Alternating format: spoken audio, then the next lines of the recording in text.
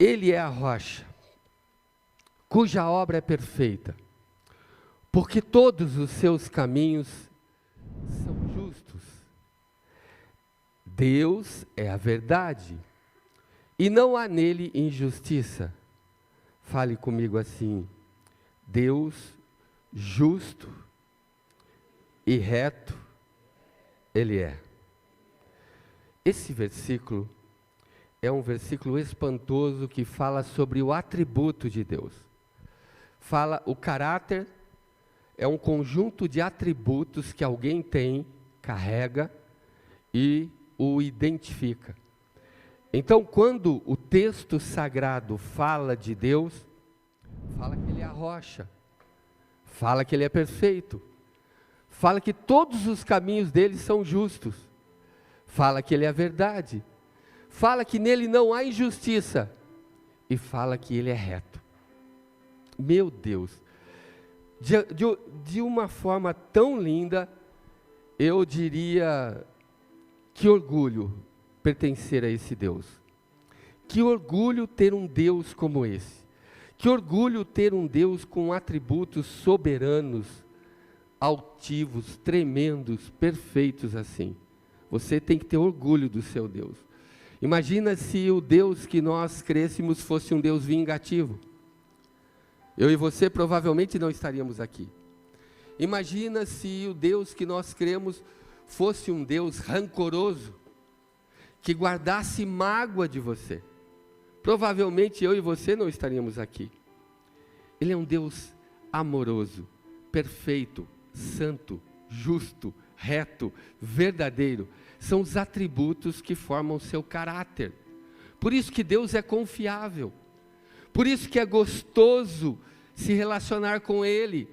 Nele não há falhas, nele não há imperfeição. É muito gostoso.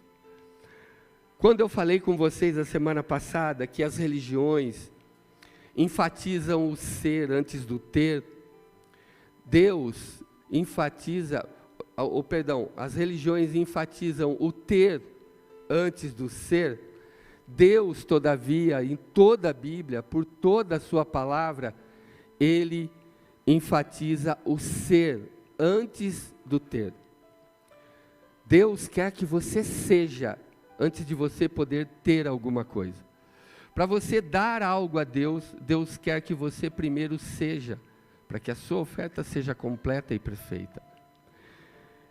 Eu falei com vocês sobre uma citação da semana passada, que as circunstâncias que nós vivemos determinam a nossa reputação.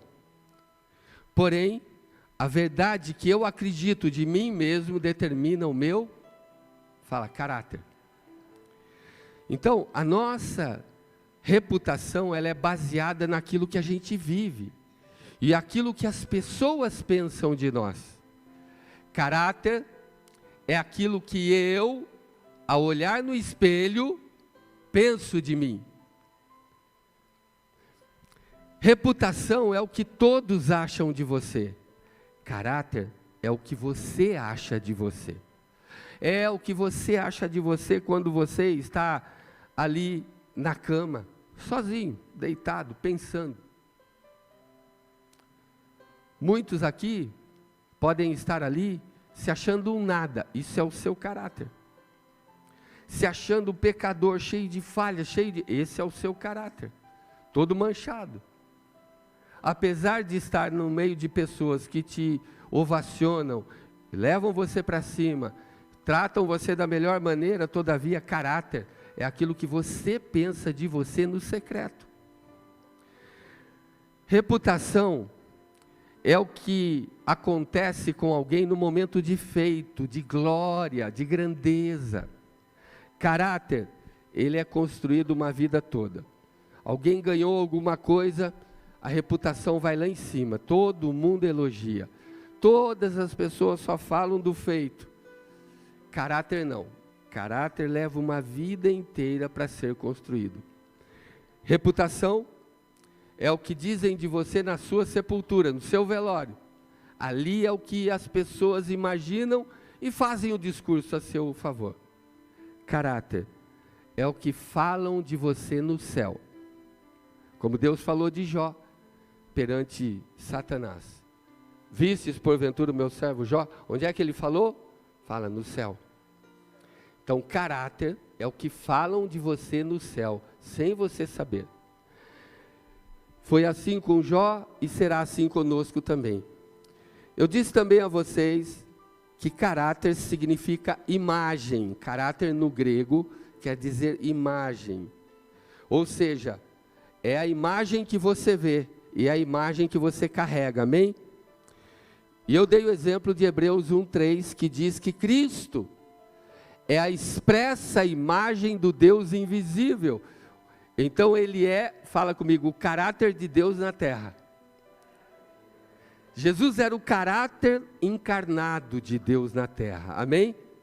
E a Bíblia diz em 2 de Coríntios 5:19, que Deus estava em Cristo, reconciliando consigo mesmo o mundo.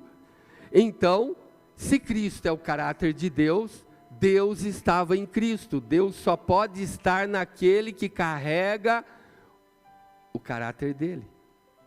Olha que lindo, amém, gente? Às vezes você fala assim, Deus, vem habitar em mim. Espírito, vem habitar em mim. E ele vai perguntar, você tem o caráter de Cristo? Se você tiver o caráter de Cristo, eu posso. Porque a Bíblia diz que Deus estava em Cristo, e Cristo era a expressa imagem. Ele era o próprio caráter de Deus encarnado.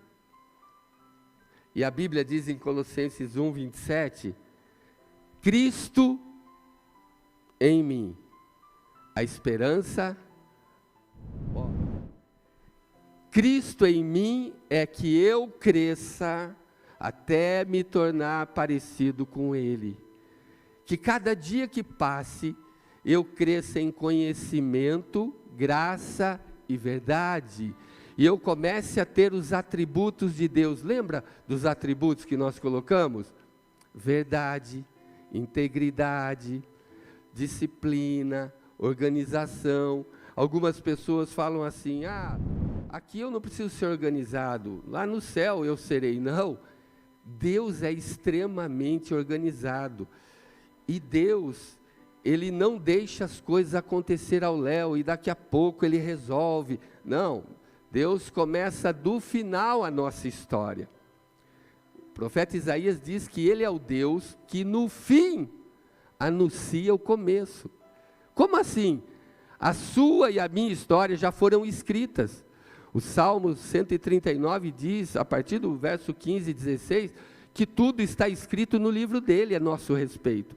Ele já fechou a nossa história. Então, por que é que eu vim? Por que eu nasci? Por que eu vim a existir? Você veio para que você comece aquilo que ele já terminou. Mas já está escrito a nosso respeito. Para Deus, passado, presente e futuro são a mesma coisa. Não tem passado distante para Ele. O passado está diante dele em tempo real. O presente está diante dele em tempo real. O meu futuro, o seu futuro, já está diante dele em tempo real, porque Deus não existe, Deus é. Como assim Deus não existe? Pergunta para mim, como assim Deus não existe? Não, pergunta assim, meio que impactado. Como assim Deus não existe? Gostei, muito boa. Anjo, dá R$100 para ela essa semana. Tati, pegou com as duas. Mas demorou, pegou só um. Tem que aprender. Olha lá. Como assim Deus não existe? Sim, Deus não está no contexto do tempo e nem na ordem da criação. Deus, se Ele existisse na minha e na sua concepção de seres criados, Ele não seria criador, Ele seria criatura. Deus não pode existir, Deus é. Deus nunca nasceu. Só pode existir algo que começou, algo que tem um começo, tem um início, um meio e um fim. Deus não tem começo e não tem fim. Ele é. Para todos sempre Ele é. Mas eu não consigo entender isso. Claro que eu não consigo entender e nem você. Porque nós vivemos em um mundo onde tudo tem um começo, meio e fim. Mas se nós estivéssemos no mundo de Deus, nós entenderíamos. Por isso que aqui eu conheço em parte. Mas quando vier aquele que é perfeito, nós o conheceremos plenamente, como também seremos conhecidos. Ou seja, nós aprenderemos com a mentalidade da eternidade, com a mente da eternidade. Porque agora nós conhecemos com a mente da finitude, do final. Consegue entender isso? Quando você estiver diante dele, tudo será tão perfeito que você terá dificuldades em se lembrar de que existe um fim. Porque você entrou numa nova dimensão, onde não há morte, onde não há final. Então Deus não existe, Deus é. O que existe é sol, luz, estrela, ventilador, ar-condicionado, som, computador. Isso existe, eu, você, Deus não, Deus é. Antes de você e eu nascermos, e antes de haver princípio, Ele era. Ele já era. Tanto é que Apocalipse 1 diz que Deus é aquele que era, é e há de ser. Ele não tem começo, Ele não tem meio e Ele não tem fim. Ele é. Só Deus basta-se a si mesmo. Eu e você precisamos dele para sobreviver. Eu e você precisamos um do outro para sobreviver, para existir, para viver em família. Tem gente que não consegue viver sozinho, precisa de alguém para se sentir bem, se sentir feliz. Enfim, nós precisamos uns dos outros. Deus não. Só Deus basta-se a si mesmo. Amém, gente?